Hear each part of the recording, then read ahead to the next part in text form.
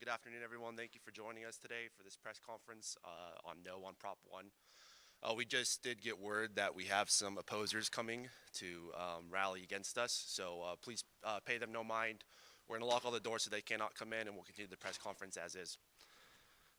Prop 1 is misleading, expensive, and unnecessary, and today is one of the many efforts the Catholic Church throughout California has made to stop it. We ask that all questions be held until the end of until all the speakers are done speaking, and we'll have a Q&A at the end of the press conference. First, I would like to introduce the Most Reverend Joseph V. Brennan. On a local, state, and national level, Bishop Brennan has defended life. His efforts have involved numerous press conferences, open letters, meetings with politicians, and backing bold measures of his brother bishops. Bishop Brennan, the floor is yours.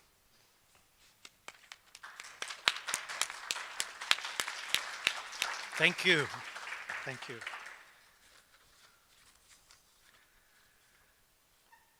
I know that in times like this, political commentators are very often susceptible to being overly dramatic, especially during an election cycle. So you'll hear expressions like, "This is the most critical election we have ever faced in our lifetime," or "This election is the most important one in a generation." Now, I do believe that there are watershed moments in our lives and in our history. And I actually believe that this is one of them, precisely, for example, because of Proposition 1. So this is one of those moments. We've had a few in our history. For example, about 160 years ago, then President-elect Abraham Lincoln was preparing his first inaugural address.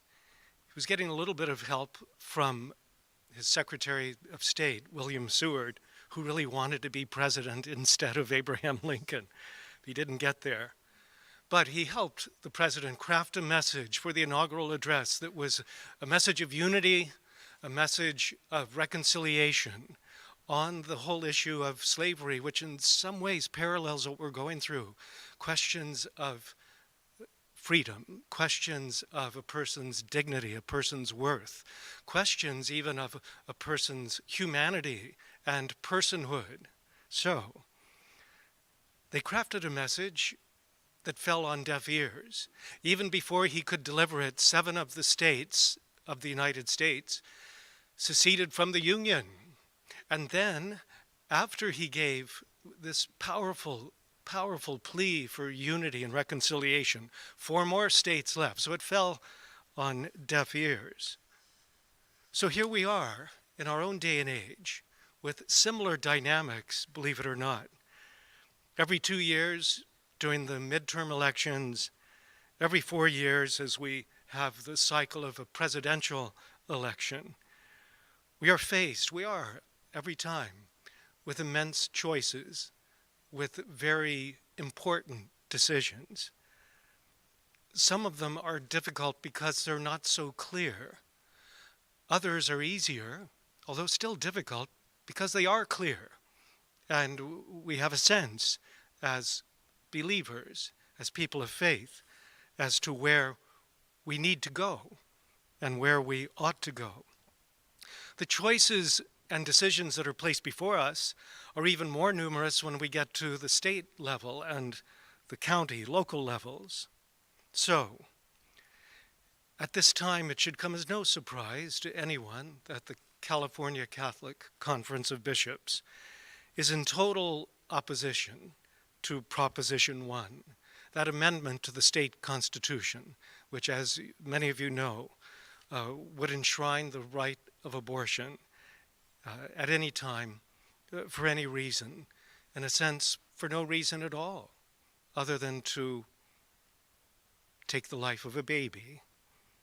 It should also come as no surprise that our advocacy, not just the bishops, but all of us who oppose this Proposition 1, that our advocacy has caused quite a stir, and it has elicited some pushback and some reaction. Some people think that we, the church, not just bishops, but again, all of us, that politics has no business in the church, no business in church. shouldn't be mentioned in polite company, certainly should not be presented at church or during a homily. But brothers and sisters, we're not talking about politics. We're talking about morality. And we're talking about human life. We're talking about babies and defending them. We're talking about mothers and women who need our care and who need our support. We've engaged fairly recently, as some of you know, the Diocese of Fresno, and really throughout the state of California, the other California bishops did this as well, to educate, to advocate, and to influence our own membership, our own people. But not just our own, but any people of faith. People without faith, but who we can make an appeal to common sense and to real science and get them on board with us in opposition to this proposition that we find so egregious and so wrong and, in a sense, just so violent in so many ways. Even within the church, we'll get opposition. I've gotten a few letters on this, you might imagine, from some Catholics saying the same thing. Why are we hearing this in church? I even had a couple write to me and tell me that they're not going to go back to church until the midterm elections are over. So they'll be sure not to hear anything that might upset them or disturb them. Brothers and sisters, I encourage them and I encourage all of us. We do not check our faith at the door. We do not set it aside before we enter the voting booth, or set it aside as we are filling out our mail-in ballot. And as you may know, mail-in ballots did go out to thousands and thousands of Californians very recently. Some of us, myself included, have already voted and mailed in our decisions and our choices. And this enshrinement of the right to abortion by this amendment proposed in Proposition 1, what it really will mean is unrestricted, unregulated, late-term abortion. That's through all 9 months of pregnancy. So there could be, and certainly probably would be, late-term abortions on healthy moms, healthy babies. This amendment to our state constitution also would interfere with, if not eliminate, our ability to advocate for any reasonable limits at any level in the future here in California, and would put at risk religious freedoms and conscience protections, for example, for hospital workers. People might be surprised that here in the state, actually here in the whole country, essentially 67% of voters oppose late-term abortions. That's something that you won't hear very often. Here in California, 59% of the voters, using common sense and using their hearts, 59% would oppose late-term abortions. That's a surprising statistic to so many. So too many Catholics,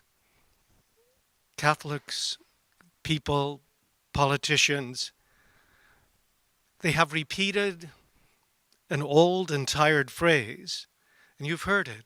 I've heard it, certainly, very recently. Well, I am personally opposed to abortion, but I will not impose my morality on someone or anyone else. First of all, brothers and sisters, it's just not just my morality or your morality, because that erodes our core belief that there is such a thing as truth and objective truth, that it's knowable and it's teachable and it's livable, and we need to hold on to that. So it's not just my morality, it's our morality, a morality that at one stage we did share in so many ways. Just very recently I saw a report in the news on some physicians who specialize in early term abortions. So they posted pictures of abortions, terminated pregnancies at 5 weeks and 10 weeks. And you could see where they were going with this. They were showing pictures of what they would call pregnancy tissue. Others would call it just clumps of biological material. They won't call it human life. They won't call it a baby. Not quite a person, perhaps, but it's human life. You've heard this before, but it's a great analogy.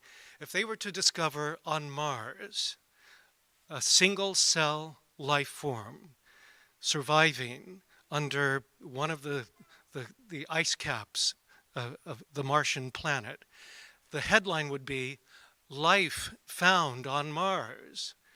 And it would include a story about how this is Martian life. And there would be politicians falling over themselves to be the first to propose legislation that would protect that life and persecute to the fullest extent of the law anyone who takes that life or destroys it, a single-cell creature. Well, brothers and sisters, as soon as conception takes place, we're talking about more than a single-cell animal. We're talking about human life, and we're talking about human life that will become that beautiful baby, the beautiful fetus in the womb. So, let me conclude with this, and then I will surrender some time to some other wonderful speakers. This quote comes from the Old Testament. We are Judeo-Christians, and we rely on our beautiful Jewish brothers and sisters for their scripture, because it's ours too. Moses, about to, in a sense, say goodbye to his people as they are going to enter the promised land, because he's been told that that's not in his future. And so he says to them, chapter 30, book of Deuteronomy, "I call heaven and earth today to witness against you. I have set before you life and death, the blessing and the curse. Choose life then, that you and your descendants may live by loving the Lord your God, heeding his voice and holding fast to him. For that will mean life for you, a long life for you, to live on the land which the Lord swore he would give to your fathers, Abraham, Isaac, and Jacob." Thank you for listening, and God bless you and those you love always and in every way.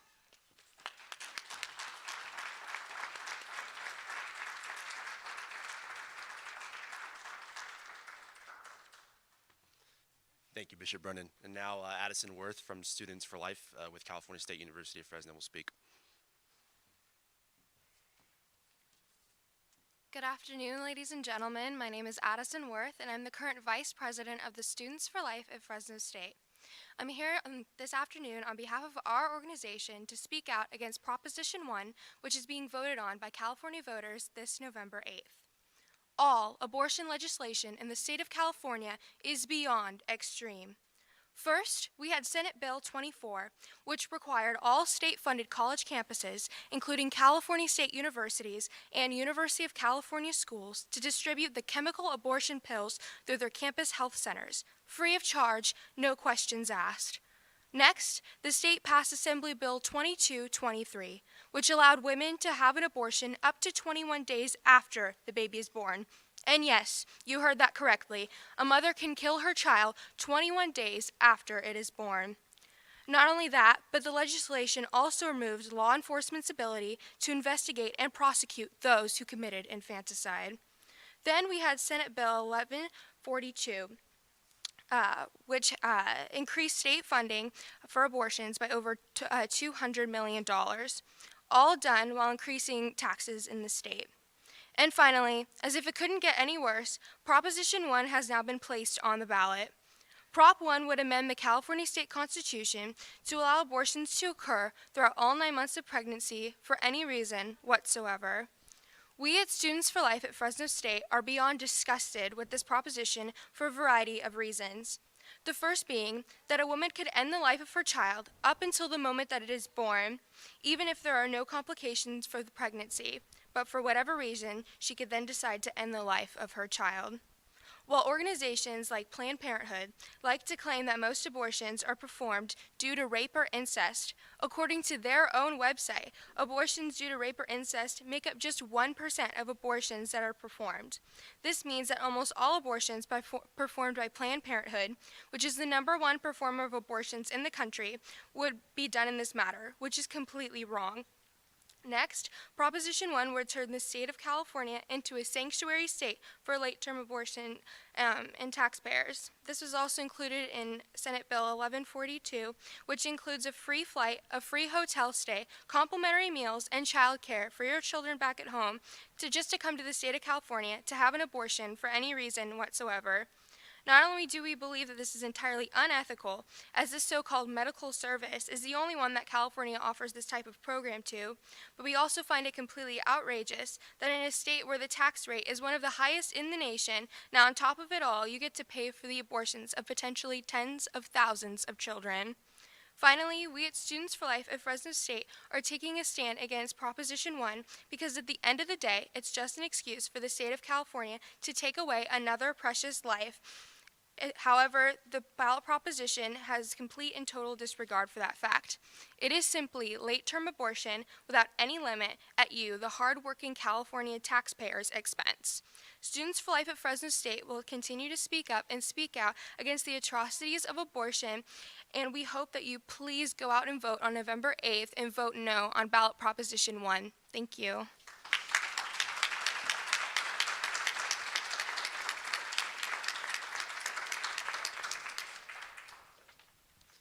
Thank you, Addison. Next, we have Fresno City Council Member Garry Bredefeld.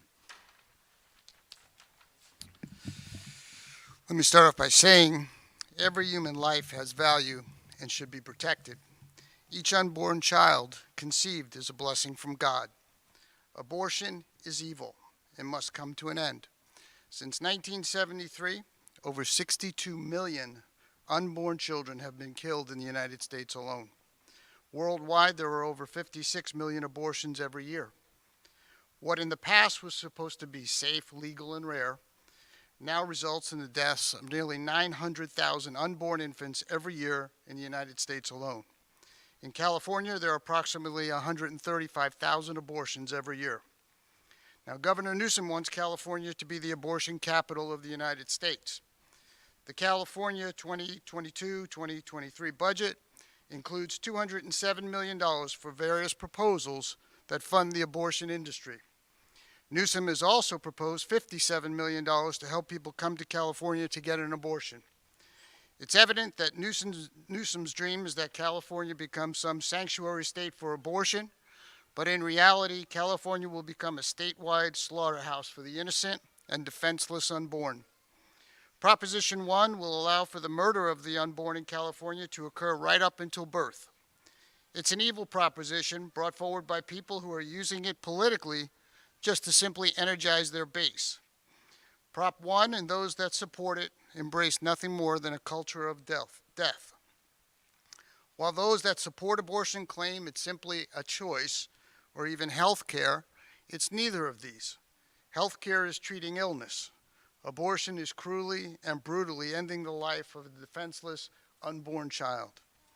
The infanticide occurring in our nation must end. The quote, choice must be life for the unborn. Money given to abortion clinics should be used for adoption services, prenatal care, counseling services to assist with pregnancy. There are 1 to 2 million families in the United States alone looking to adopt babies and children. Clearly, for those struggling with their pregnancy, there are many other options besides abortion. I want to be very clear. We will always oppose evil propositions like Proposition 1, and we will never back down. We will never stop fighting until every single innocent and defenseless unborn human life, given to its mother and father as a blessing from God, is valued and protected. Never. We've seen that with Roe v. Wade, where we continued to fight until we were successful. And I just want to say, as I'm standing here looking at this beautiful baby, it's hard to imagine people killing babies, the unborn. And I also want to say that it is time for people who are in the churches, all synagogues, to come forward, to be brave, to stand as Bishop Brennan, Reverend Jim Franklin, and others do. You cannot be cowed by the government, by Newsom. You have to stand up. You have to be brave. You have to speak from your pulpit. You have to preach morality and what God says, that life is valuable and that killing the unborn is always wrong under any circumstances. Now, they always want to come back and say, well, what about rape and incest? And I'm happy to talk about that when we can talk about at what limits do you put on abortion? Because right now, they have no limits. They want no limits. And across the country, the radicals and the evil people and the lunatics believe that their religion is abortion. And we have to fight. We can't be coward. We never will be. We never will back down. And this fight has to go on until there are no more babies who are aborted. Everybody, all of us here wanted our lives, and all of the babies that lost their lives wanted their lives too. So we keep fighting, always.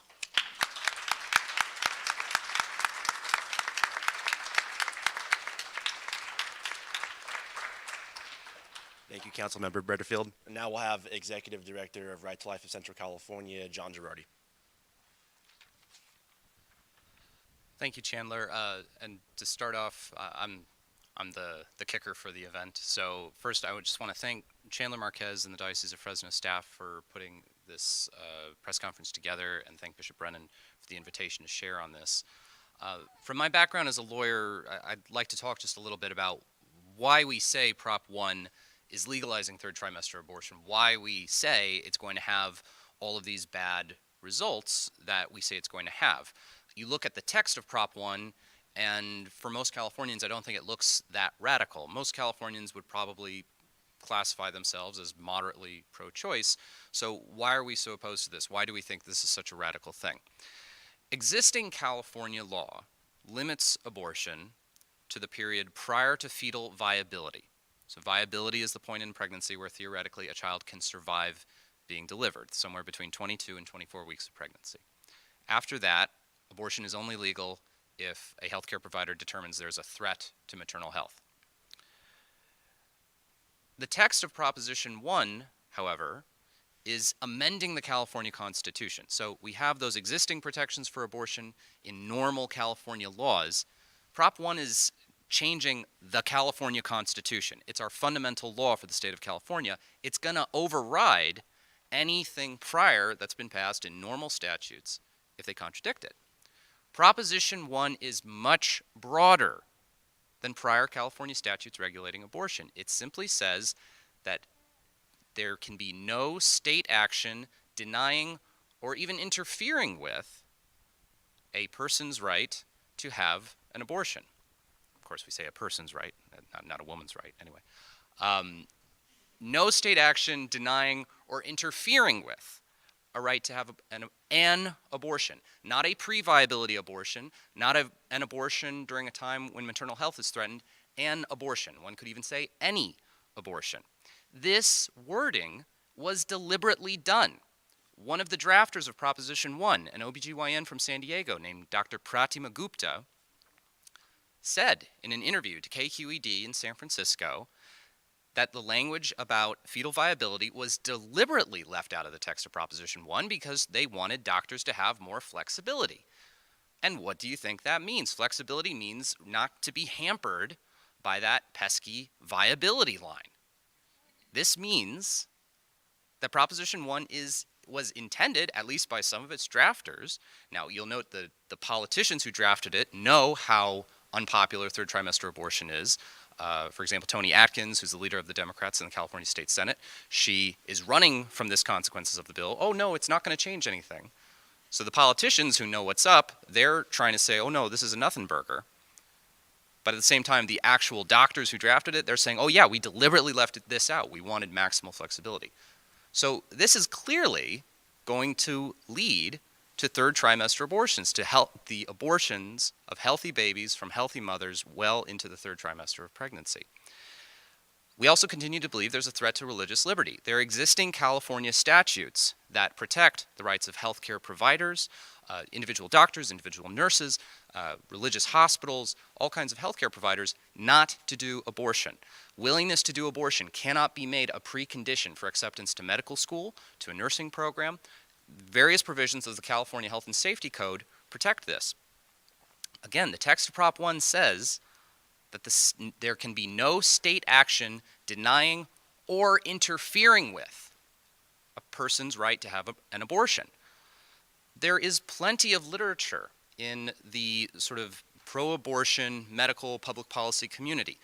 There was a long piece on this in the New England Journal of Medicine a few years ago by Dr. Ezekiel Emanuel, who is one of the authors of Obamacare. He's an advisor to President Biden, who wrote in depth about state conscience protection laws, how they unduly deprive women of the necessary health care of abortion. I could see a clever ACLU lawyer going to the California State Supreme Court and saying, this state law that protects, for example, Dignity Health, which includes St. Agnes, it's a chain of Catholic hospitals, including St. Agnes. This state law that protects Dignity Health from having to do abortions is unduly depriving women of access to what California deems to be an essential health care service. This is state action, a state conscience protection law, interfering with the right to abortion. When you draft a constitutional text in an incredibly broad way, it opens up a massive can of worms, and it just leaves the interpretation up to the California State Supreme Court, a very liberal body, very soon, 6 of whose 7 members will have been nominated by Jerry Brown and Gavin Newsom. So for all these reasons, we oppose Proposition 1. This is why we think it is so radical. And I'll just conclude by saying, California, through its health insurance markets, through the problems and within the structure of Medi-Cal, is facing a real crisis in the provision of prenatal care to lower-income women. It's almost 25% of women in South Fresno don't get any prenatal care before they deliver. And the dynamic is simple. Medi-Cal reimburses poorly. Fewer and fewer doctors want to take Medi-Cal patients. There aren't enough community health clinics to take in lower-income women on Medi-Cal. The wait times get longer and longer and longer, and women don't get prenatal care. The state of California seems to have structured this system so that it is easier and cheaper for poor people to get abortions than it is to have their babies. There's going to be more state funding, there's more state effort and work and funding towards allowing lower-income people to have abortions than there is towards allowing them to have children. That is, John Paul II talked about the concept of structures of sin. If anything is a structure of sin, I think the various decisions that have led us to this point, where earlier this year, the California legislature passed legislation to eliminate all out-of-pocket expenses, all copays, all deductibles for abortions. That'll kick in January 1st of this year. We're going to make abortion cheap, universally accessible to anybody, and meanwhile, again, almost 25% of women in South Fresno can't even get prenatal care before they deliver. So I urge you all to vote no on Proposition 1. Let's work towards a California that values women, respects women, values their children, respects their children, and is working to provide authentic health care, what is genuinely needed, not to apply the Band-Aid solution of abortion, which is worse than a Band-Aid, on the cancer of California's lack of provision of quality health care. So thank you so much.